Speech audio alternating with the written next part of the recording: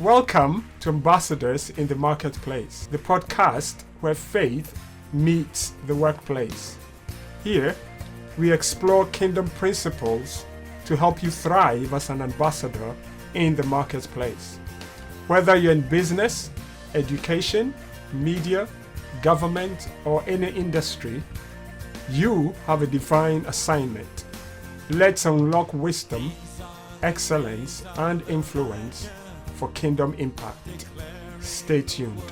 The title for this episode is Vision at Work and Why Your Marketplace Assignment Matters.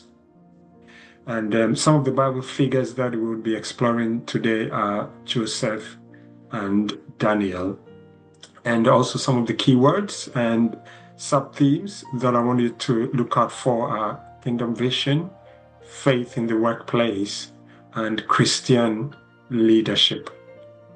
So welcome again to today's episode. And let me ask you this question. Have you ever wondered if your job, business, your career, your study had a greater purpose beyond you just making a living, or what people will say, having your paycheck at the end of the week or at the end of the month? Is there a reason God placed you where you are today?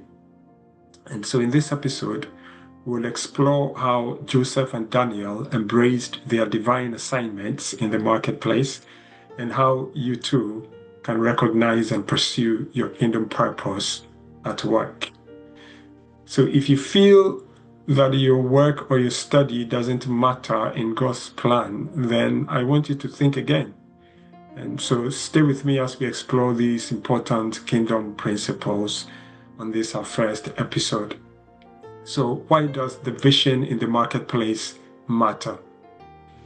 In the book of Proverbs, chapter 29, verse 18, King Solomon said, "Where there's no vision, the people perish." Now, what is vision? Vision is seeing the same way God sees, so seeing as God sees. It is understanding your life's purpose beyond your day-to-day survival. Because without a vision that is inspired by God, your work can become very frustrating and meaningless. In fact, you might well be achieving at a very high level and still you may feel empty and unfulfilled. Now, vision will maintain your focus and strip out all the non-essentials and distractions that you may face. You see, many Christians think their jobs are separate from their faith, but your work is a part of your worship. So Pastor Rick Warren, in his video series that he recorded from the book, The Purpose-Driven Life, he said the following: worship is using our abilities to serve God. It is practically loving God with our gifts, our skills, and our talents. And further, he went on to say, it is not what you do that matters. It is who you do it for. And then he ended by saying, if you change who you're working for, then your work becomes worship. That is very exciting, isn't it? You see, you don't have to be a pastor to serve God. Your office, your business, your industry, or even your school is your mission field. So let's consider this question then.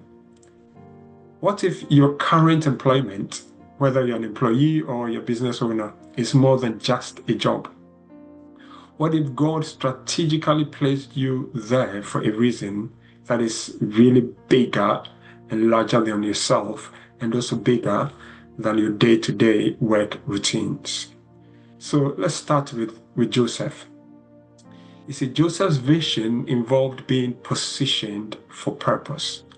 And you would find this story in the book of Genesis, chapters 37 and 50. In the book of Genesis, chapter 50, verse 20, Joseph said to his brothers, "You intended to harm me, but God intended it for good to accomplish what is now being done." What was it? The saving of many lives, both Egyptian and Jewish, that is his own family. You see, Joseph's story involved a dream that led to influence and eventually the saving of a whole generation of people. At the age of 17 years, Joseph had dreams of leadership and influence without really knowing its purpose and significance. However, instead of immediate success to achieve his dream, Joseph faced betrayal by his own brothers.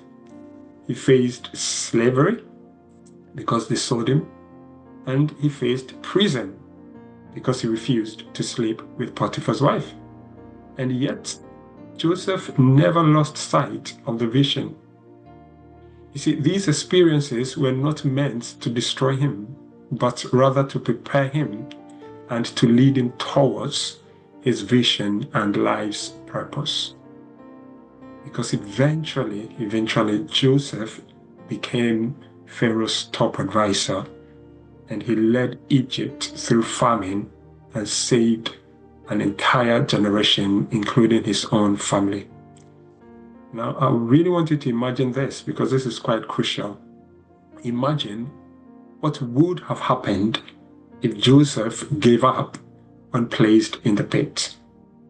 Now, what if he had stayed angry and bitter in prison because he was put there even though he was innocent?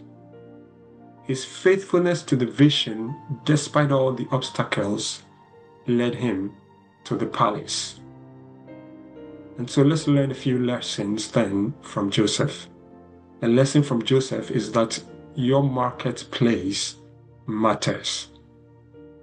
Joseph's ultimate calling was not in the temple, it was in government and economics. His work saved both Egyptians and his own family, and ultimately the line of Jesus. If you read the book of Matthew, you'll find that. You see, you may not become a prime minister, you may not become a member of parliament or a government advisor. You may be a school teacher shaping the life and destiny of a student whom everyone has given up on, and that helps them to achieve their full potential. God can use your career, your business, or your profession to fulfill a greater purpose beyond your monthly salary or weekly wage. So the question for you is this: are you seeing your work through the lens of vision and God's divine purpose for you? Or are you just getting by? Loving this conversation? Don't forget to like and subscribe to Ambassadors in the Marketplace, and share this episode with fellow Kingdom professionals. For more resources and community discussions, visit marketplaceambassadors.com and our Facebook page. Let's build a legacy of faith-driven excellence together. So we're done with Joseph now. I said we'll talk about Joseph and Daniel. Let's consider Daniel. Daniel's vision involved a call to stand out. And you will find this story in the book of Daniel, chapters 1 and 6. Daniel chapter 1 verse 8 reads, "But Daniel resolved not to defile himself."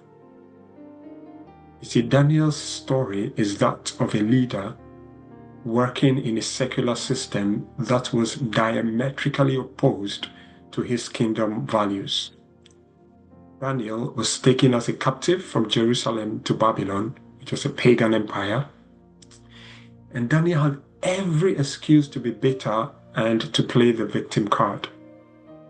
But he knew that as salt and light, God could use him wherever he found himself. And so instead of compromising, Daniel remained faithful and excellent. Because of his wisdom, his integrity, spiritual gifts, and his vision, he served in multiple administrations under different kings with high levels of excellence. Daniel could have blended in or resign himself to his fate as a captive. He could have done that. Instead, he stood out and influenced an entire nation. So the question is, are you blending in, or are you standing out where God has placed you? So now that we've explored Joseph and Daniel's stories, how do you recognize your own marketplace assignment? Maybe you're thinking, that's great for Joseph and Daniel, but what about me? If this is you, then consider the following questions for reflection. Ask yourself, why has God placed me in this particular job, industry, or business in this season of my life? Now, this could be working in a different geographical location for the same company or business, so you may be transferred. For example, what is the real reason or plan that God has for you in this particular season? Either way, God has a purpose and a plan for you, which you must discover and live out. The second point for reflection is evaluate your skills and your opportunities. What unique strengths and gifts do you have that can serve a higher purpose? Always be alert to the God moments and opportunities to be a blessing that come up. And don't think these only happen in church settings. The third thing for reflection is identify the challenges around you. What problems can you solve that will bring glory to God?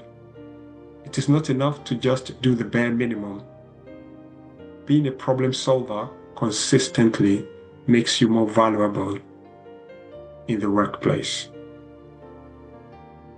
So now let's look at a real life scenario of a Christian entrepreneur or businessman who had an incredible vision to start a business, to design and develop a new product that would bring about ethical solutions to a pressing social need. Now, this business owner faces pressure to cut ethical corners so that he could stay competitive and not fall behind his competitors. However, instead of compromising, they honor God, and over time, they gain the trust and influence in their industry, bringing long-lasting impact, and becomes the primary trusted brand in the market. You see, the world respects consistency. When you operate with integrity and vision, you set yourself apart, just like Daniel and Joseph. And so let's finish off with a short practical challenge for yourself as part of your reflections. So this week, take 10 minutes to reflect on these questions. What is your vision for your career or business? How can you align your work with God's greater purpose? What one practical step can you take this week to start working with vision? Don't just work to survive or just to make money. Work to fulfill a vision, because God placed you where you are for a reason. Thank you very much, and God bless you. See you on the next episode. Thank you for joining us on Ambassadors in the Marketplace. Remember, excellence is a kingdom mandate.